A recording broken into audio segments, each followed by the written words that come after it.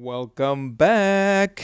I'm so glad that you decided to join me on this lesson number 7, on how to read Hebrew the easy way, fast track. And now you are on the advanced course. Oh, the advanced course. We're going to do a quick review of the last letters that we did, and then we're going to do some words today, and we're also going to do some more rules for the Shiva. There are only 3 left, and then we're going to learn some additional rules depending upon the amount of time that we have today. Let's review some of the letters that we did the last time. The last letters that we did were, here, please identify this letter. That is a kuf. And that letter, that is a resh, resh.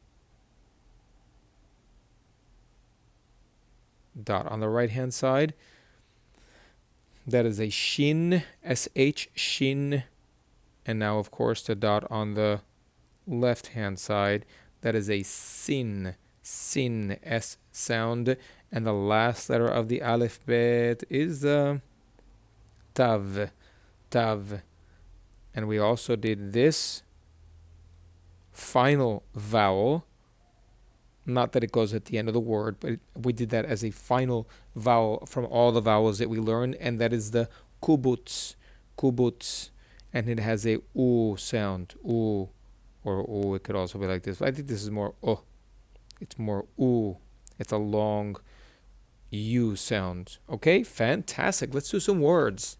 Please identify the letters as I begin to write them down. You have one of 2 choices. Now you will know which one it is because you're a smart student, an intelligent and diligent student. Let's read this and break it down first. This is a short word, a small word, I guess if you want to say.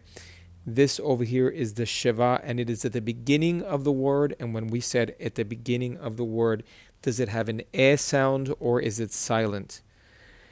The answer is it has an e sound, a short e sound. This over here is a shin, this is a mem, and this is an ayin. This is shema, shema, shema.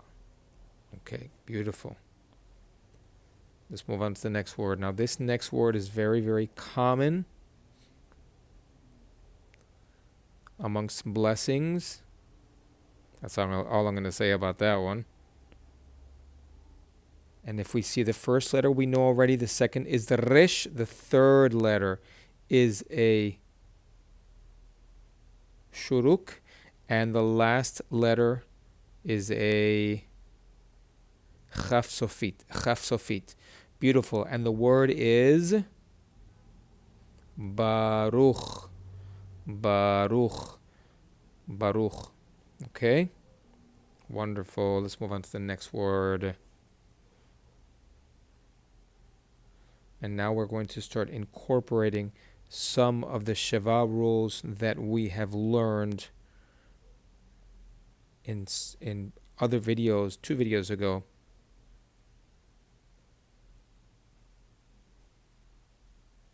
There's really a lot to say about this word. Let's break it down a little bit. We have immediately, we know this letter, the first letter, which is the hey, and we know that this is a patach. Okay, that's the simple part of it. The more part that we have to remember is that we have a dot in the middle of the dalid. And typically a dalid is not a dotted letter. And there's a reason why the dot is there. That is one of our identifiers or one of our indicators that the Shiva has a short e sound. Okay, let's move on to the next letter, which is a vet. This next one is a resh. This one over here, it becomes silent because there is no vowel underneath the letter. So it's as if it's not there. And if we remove it, in fact, we still sound out the word the same exact way. Okay? So this word is ha-de-va-rim. Ha-devarim.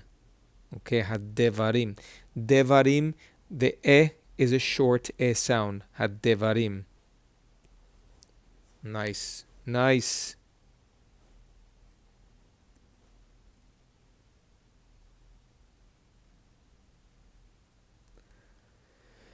identifying each letter as I write it down. Remember that.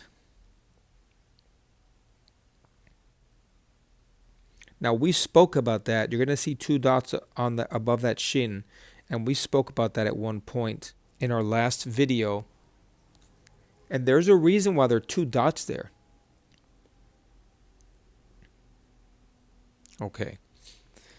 There's also a lot to say about this particular word. Okay, we have a shiva over here. We have a shiva over here. And we have these two dots that are going on up here. What are those two dots? Let's look at it. Okay, we have our shiva, which it's again at the beginning of the word. By now, I have said it so many times that hopefully you remember that it is what kind of sound? An sound, a short sound. We have the taf, which is our final letter, which we learned in our last video. This is ti, ti. And over here, you have, if you remember, when you have the vav with a dot on top of it, it is called the holem. The holem can also appear without the body of the vav. Okay, we can take that dot and put it here. So if there are two dots next to the shin, it must be a holem. It must be a holem, okay? So over here, we go back to the word itself, and we have ti, ro. This is an accent mark. This is an accent mark. Okay, lines are not only indicators, they are also accent marks. Vetiro shecha. Now, shecha. Vetiro shecha. You will typically not accentuate the consonant, which is the resh. You will accentuate the vowel, which is attached to the consonant, whenever you have these sort of indicators. These lines being indicators, they act again as accent marks, and you will accentuate the vowel that is attached to the consonant, not the consonant itself, because the word would not be vetiroshecha. It would be vetiroshecha, accentuating the vowel, which again in this case it's the cholem, which we've eliminated the body of the vav. Not me, that's just the way it's written. And then the dot is kept. Okay? See, there's a lot to unpack in that word. Let's look at this one. And there's a reason why I picked such a short word after that long word. This could be intense. Hebrew reading can be pretty intense, but it's really nice and it's satisfying once you get it. Patach over here, no change, still an ah sound. This over here is a long e sound. Long, I'm just going to put L period for short, long e sound. And then you have your chaf, and you have a what letter here? Mem sofit. So the word is lachem, lachem, lachem. Beauty. Start winding down here on the words. I'm going to go back to a longer word.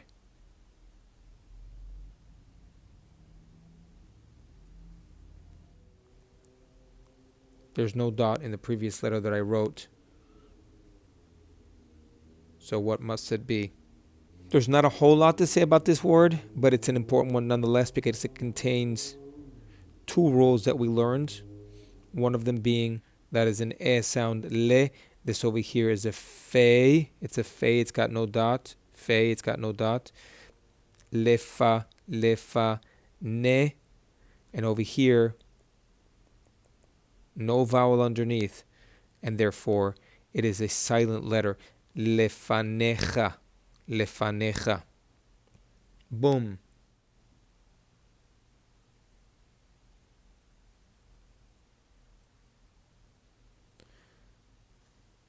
You know, once you start doing some Hebrew reading, you realize how easy it was just to learn the letters. It's like, can't we just stick to learning the letters? Here we have this first letter with a dot inside of it. And here you have what? An indicator. What is it indicating to you? This shiva is going to be said as a short e sound. this word is pronounced. Let's see if you can get it before I say it. I'll break it down. Pa, it's a pay. Pa te ha. Pa te ha. Pa te ha. Okay? Pa te ha. Boom. Let's go to a short word. One that'll give your brain a little rest. This letter over here is what? And this letter over here is what? This is a al. Al. This is a patah. Al. And remember, we treat this letter as a guttural letter. It is produced in the back of the throat. Al. Let's do one more word.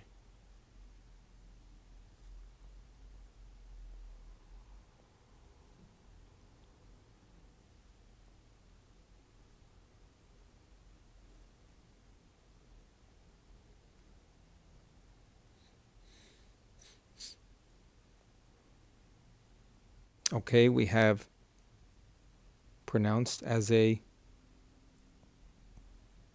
short is sound. We have this letter over here, which is a what? A sin. A sin. And do we have any identifiers in this word or any indicators about what to do with this shiva? We have no indicators. There is no dot in the middle of the letter, and there is no line before it. So it is treated as a silent shiva. This is the way that this word is going to be read. Ve-sich-lam. Not ve-sich-elam, ve-sich-lam. Okay? It's as if it's not here. So why do they put it? I don't know. Okay, that's going to segue me into our rules, our set of rules for the shiva. Remember, we said that as far as the shiva is concerned, number one, if it's at the beginning of the word, it's going to be a short S sound. If it's, there we go, short S sound. If you have any indicators,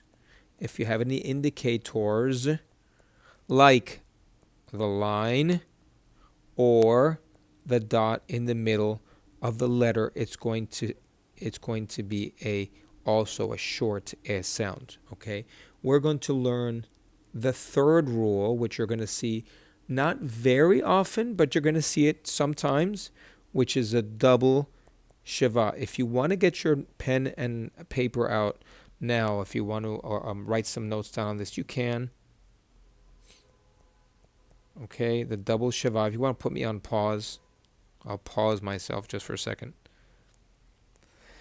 Okay, so when we have a double shiva, which will appear like this, don't worry, we're going to get some examples in just a few moments. When you have a double shiva, it's going to be silent, short e. So it's a combination of both. When you have a double shiva, one following the other, it's going to be silent and it's going to be short e sound. Okay, let's see some examples of that. I'm going to write here on the top, if you want to write in your notes, double shiva. The first one is silent, and the second one has a short sound. Okay, let's look at a few examples. Okay. So hopefully you've written that down. I'm going to go ahead and erase it.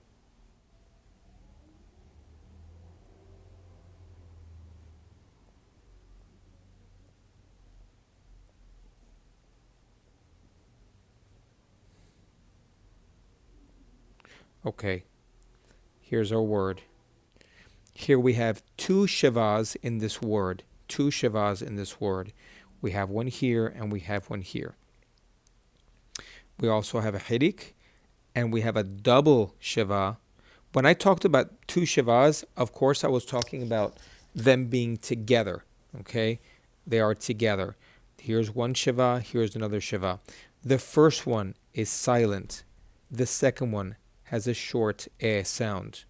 Not a she, a short sound. Okay, this word is pronounced be because this shiva is said beshiv, silent shiv, not beshive, but beshiv, and then short e sound techa, beshiv techa,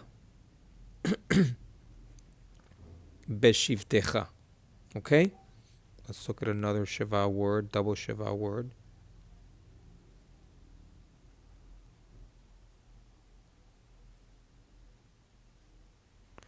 I'm purposely going to leave the shiva off of the second letter. There's supposed to be a shiva there because I haven't discussed that rule yet, so I don't want to distract you with it. Our focus right now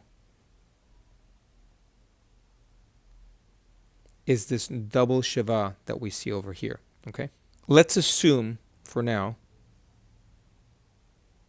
that this is silent. Uv. Okay, the rest of this word,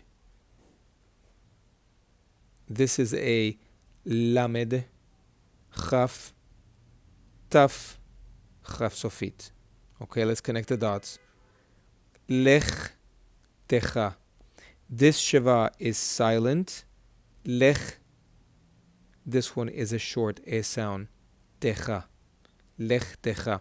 All together, uv lech techa. Okay? We're going to do one more word. One more word in that rule.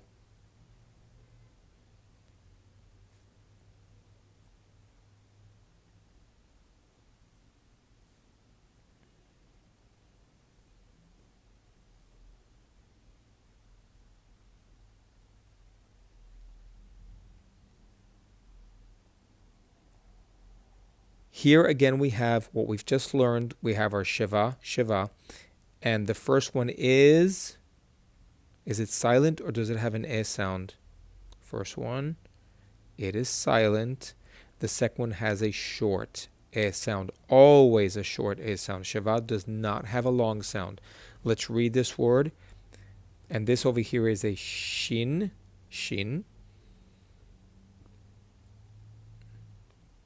mish fehot. It would probably be better if we put a dot in there. Mish behot. Mish behot. And again, we have over here the mem mish, and they have the shin mish, and this is silent. And then this over here has a short e sound. Be hot, het, holem, and tav. Mishpehot is the word. Okay, awesome. Okay, so that's the rule of two shivas, a shiva together. Now let's learn a couple of more rules in which concern the shiva itself. We already alluded to this before. Whenever you have a shiva, let's do this because it could be any letter, preceded by a shuruk, this is going to be silent.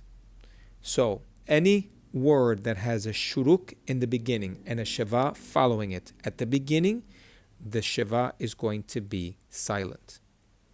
Let's look at some examples.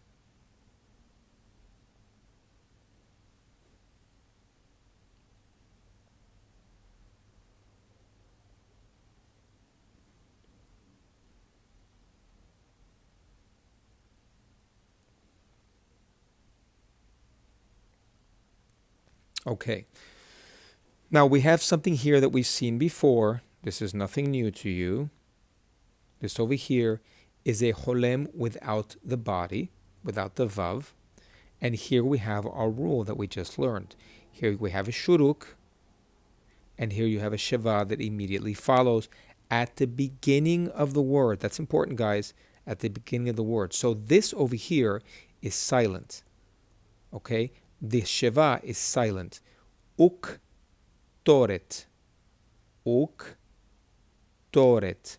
This still has an o sound because all we did was eliminate the vav, but it still retains the sound of o. So it's uk toret. Bang. Let's look at another example.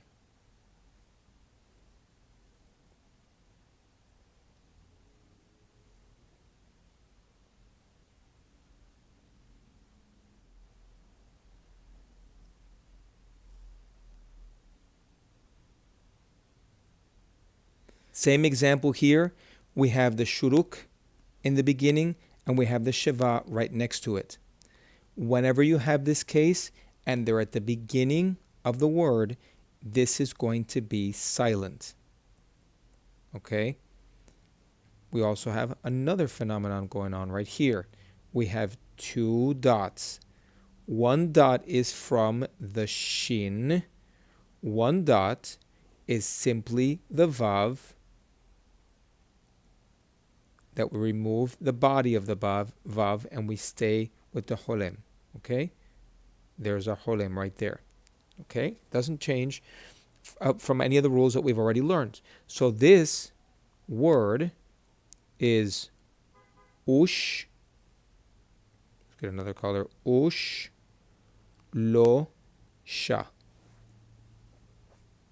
Ush lo, because we can't forget about this guy here. Sha. Ush lo sha. Ush lo sha.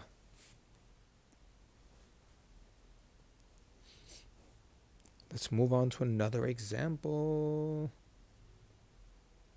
Is this interesting? Okay, now everything is coming together, and you see that your brain has to separate the fact that you learned Aleph, Bet, Gimel, Dalet, Hay, Vav, Zayin all in order, and now you just have to find whatever information you already know and separate it so that you can identify your letters. Okay. Let's look at this word.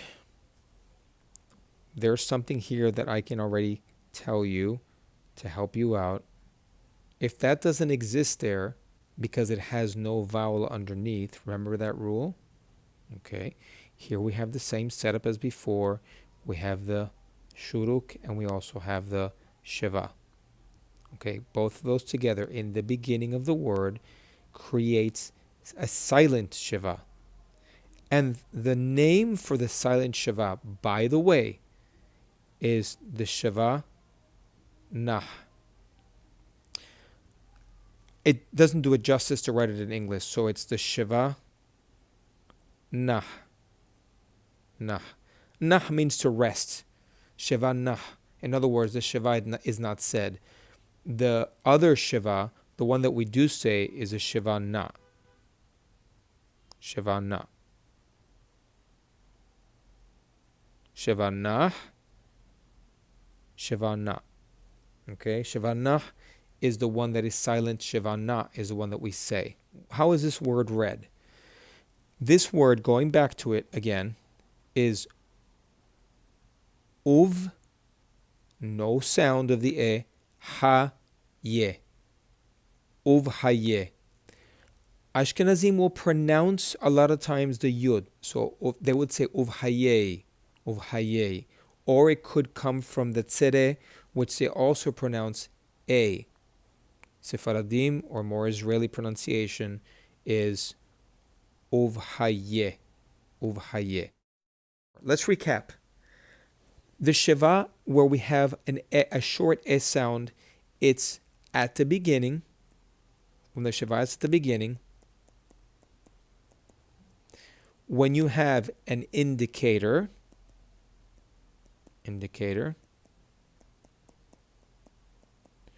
either a line or a dot, and then if you have a double shiva, the first one is silent, the second one has an e sound. Now we also learned in this, as I'm recapping, we also learned that if you have a shuruk and you have a shiva that follows, this is going to be silent. Our final rule is just simply the absence of this. If there is no indicator, then it's going to be silent. If there's no indicator, it's going to be silent. Okay? Let's write that down. You should write that down in your notes as well. No indicator. And it's kind of obvious, you know. No indicator, it'll be silent. Okay? Let's look at words with no indicators. Let's look at some with no indicators.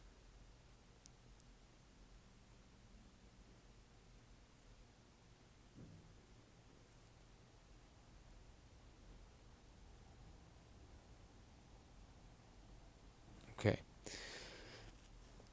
I'm leaving this up here just for a few moments, just so it'll kind of sink in. And there has to be a shiva here. There is no indicator in this letter. Now, this is a dotted letter, but the dot is outside. It's not inside. Not like the bet, just in case, or the pay, or the kaf. Okay, this is a dotted letter. The dot is outside. So there's no indicator here. And a lot of times you're going to see that these silent shivas are preceded by a hirik. If there's no indicator, then this is going to be silent. So this over here, beginning with the lamed, lish, this is a shin, lish rot, lish rot. And remember, this is only this, your holem, with the body of the vav stricken out. Okay? It's just brought up here. Lishrot. Lishrot. Okay, perfecto. Let's move on to the next one.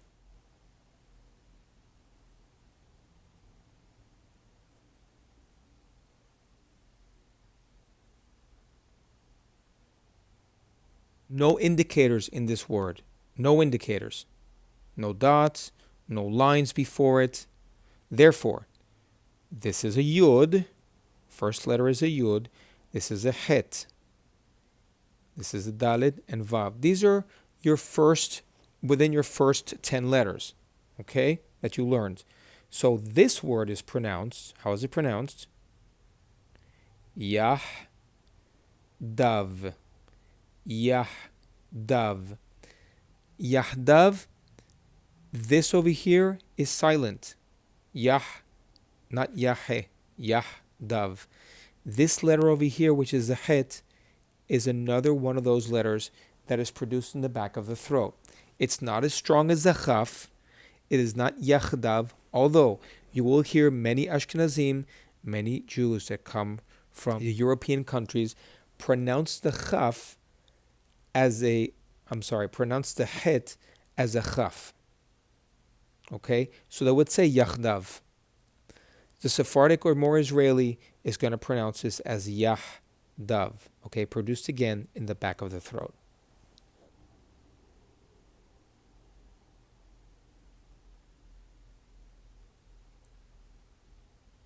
Short word. Easier to identify the letters and easier to say the word because we don't have to fish for as much information in our brain. Remember, we said no indicator means that the shiva is going to be silent for the most part. Now, all of these rules that I'm giving you, they're not all set in stone, by the way. As I've mentioned before, there are some times where these rules are broken. But for the most part, we're going to find that these rules work. Okay? Remember, we said that a lot of times the shiva that's silent, it's preceded by a hirik. So, not all the time. Now, many times I'm saying, okay, this is a bet, you know that letter. This is a nun, bet, nun, and this is a chaf sofit. And this is a hirik. Bin cha. Bin cha. Again, another guttural letter. As we review our letters and our reading, this is a guttural letter produced in the back of the throat. Bin cha. We're going to do one more word, guys. One more word.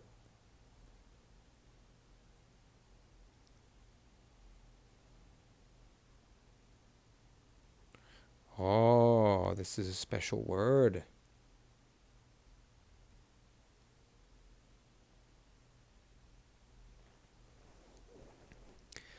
Who does not know this word? This word is actually a name. No indicator anywhere in this word. No line before it, no dot in the middle.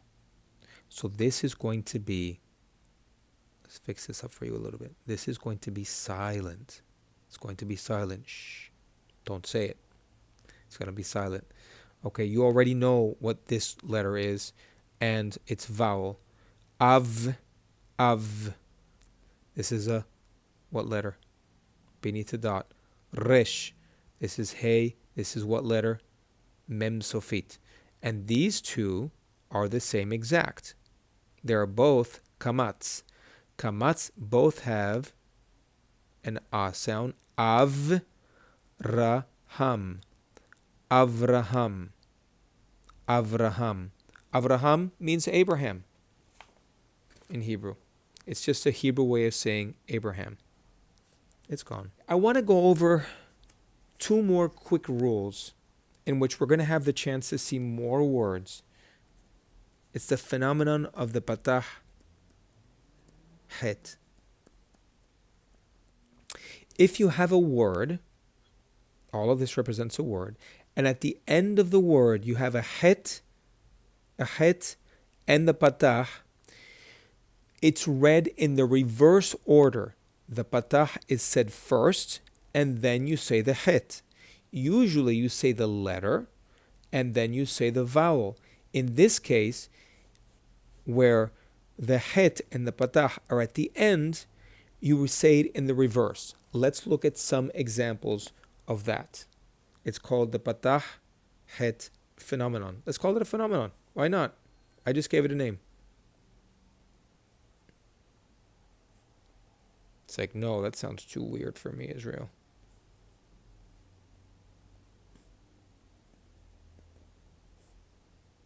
So I forget that. Okay.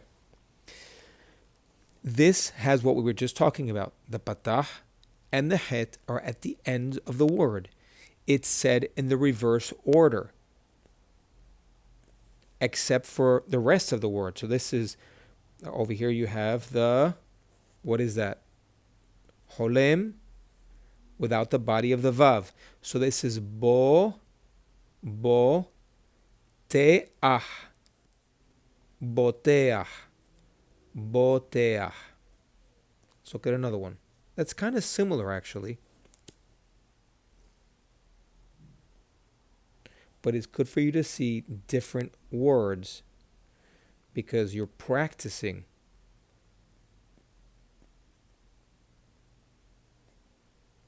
Okay? This is very similar to what we saw before, except this word has the body of the vav. And this is a pei. And here we have the same phenomenon as we spoke about. So this is po, te, ah, poteach, poteach.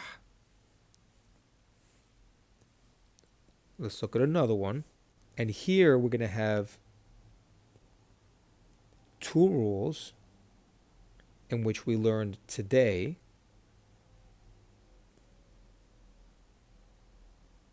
Look what we have here. Here you have a shuruk, and you also have a sheva immediately following the shuruk. Do you remember what is done in this case? Is this sheva silent, or is it said as a short S sound? When you have a shuruk preceding the sheva at the beginning of the word, it is silent. Here you have the same phenomenon that we spoke about before. Okay? So the patah is said before the het in this case. If it's at the end, the patah is said before the het. Okay? Let's read the word. Uv, this is silent. Ruach. Uv, ruach. We're going to do one more. One more. Stay with me. One more.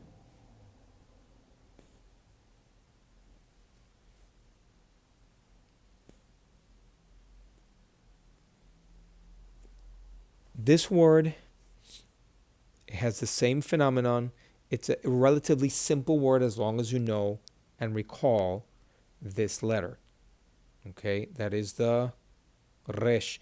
This is the tzere, two dots. Okay, so here we have the yod, ya, re, ah, yareach. Not yarecha, yareach.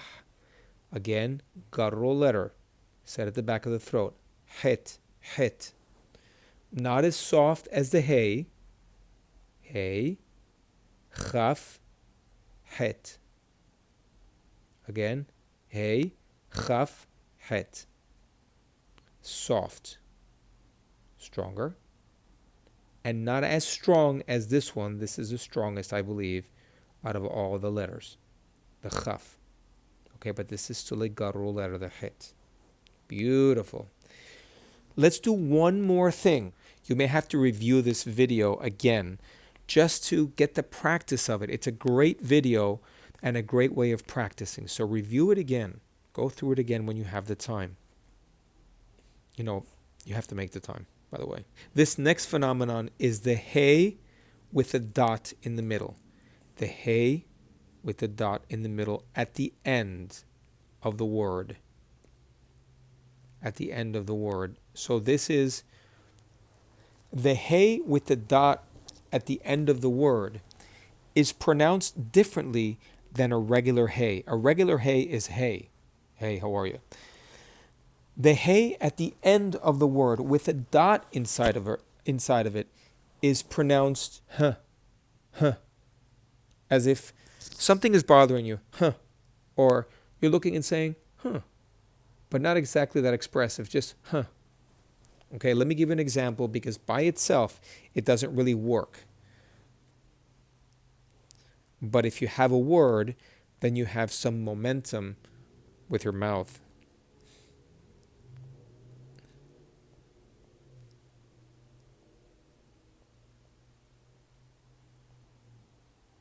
Okay.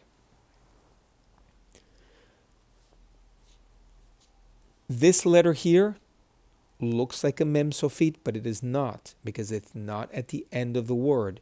It is in the middle, so it must be what? A samech. The samech looks like the mem sofit. Let's see if we can help you remember the samech a little bit better. We're looking at the vowel here, which is the segol. And I'm going to pronounce the word first. You can read it, but without the end pronunciation, which you don't know yet. What do you think it says? The word says esarah, esarah. So remember the huh sound. That's what this one receives. Esarah, esarah. Let's look at another word.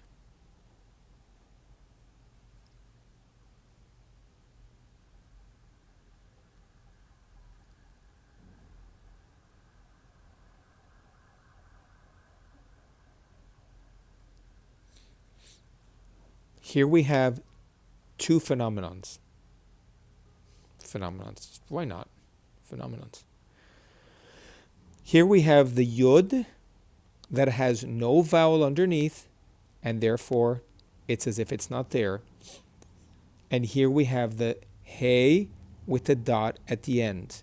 Hey with the dot, which has a huh sound. Huh. Okay, so this word is pronounced re-ha, re-ha. This phenomenon doesn't occur very often, but it does occur. You're going to see it.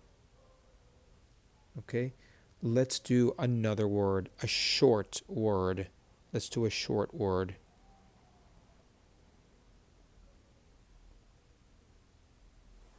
Super simple. This is a lamed at the beginning. The second one is our phenomenon.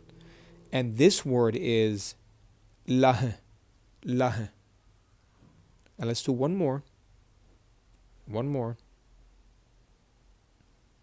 And it's going to be as short and as simple and sweet as the last one. Okay? And this word over here is bah, bah. And that's our phenomenons. Depending upon how these videos go, I may make another one so that there could be more advanced reading for you. There are several other little rules, but they're not as important as the ones that I taught today. The Shiva rules are very, very important because it's going to give you a sense of confidence when you read, especially if you know how to read well. Reading takes time. Learning how to read Hebrew and learning how to pronounce properly takes time and it takes effort. It depends upon how much you want to get out of it. You've already put a lot of effort into watching these videos and to learning how to read the Hebrew. Let's just go a little bit further. Take your book, and if you want review with these videos, read with some of the read certain pieces, small pieces, begin a little bit at a time, and look at your rules. And if you don't know something, don't spend your time trying to guess. Just look at your notes, because it's just going to make it that much easier. So again, if you haven't done so by now, please like, subscribe, and share. And thank you so very much. I'm really honored that you spend time with me and you learn these things. And you're welcome to ask any question that you'd like. You can leave a question in the comment section and I'm happy to answer them. But you're more than welcome to please ask me any questions that you like. And again, if you haven't done so by now, please like, subscribe, and share. And let other people know. Other people that want to learn how to read Hebrew are able to do so with an easier program. Thank you again so much for being with me. I am honored. Shalom.